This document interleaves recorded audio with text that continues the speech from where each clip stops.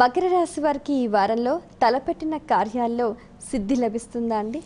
లభించే విధంగానే ఉన్నది. 3 గ్రహాలు సహకరిస్తున్నాయి. 6వ రాశిలో కుజగ్రహ సంచారం, 9లో భాగ్యస్థ బృహస్పతి, చతుర్థ శుక్రయోగం. బాగా ఆలోచించి పనిచేయండి.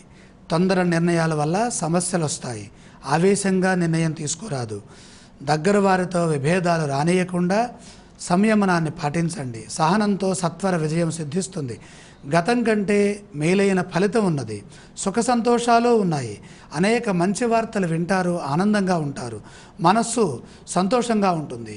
కుటుంబ వ్యక్తుల సహకారం మరువలేనిది. వారం మధ్యలో మంచి జరుగుతుంది. పట్టుదలతో విజయ సోపానాలని నిర్మిస్తారు. ఖర్చు పెరుగుతుంది. రుణ సమస్యలు రాకుండా జాగ్రత్త పడండి. అలాగే ఆర్థిక పరంగా సరైన ప్రణాళికలు సిద్ధం చేసుకోవడానికి అనుకూలమైన కాలం. ఈ రాశి వారు పఠించవలసిన స్తోత్రాలు ఇవ్వండి. మహాలక్ష్మి ధ్యానం చేసుకోవటం చాలా అవసరం.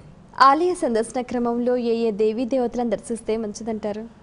మహాలక్ష్మి సందర్శనం వల్ల గురు శుక్ర ఫలితాలు అనుకూలంగా ఐశ్వర్యప్రదంగా ఉంటాయి.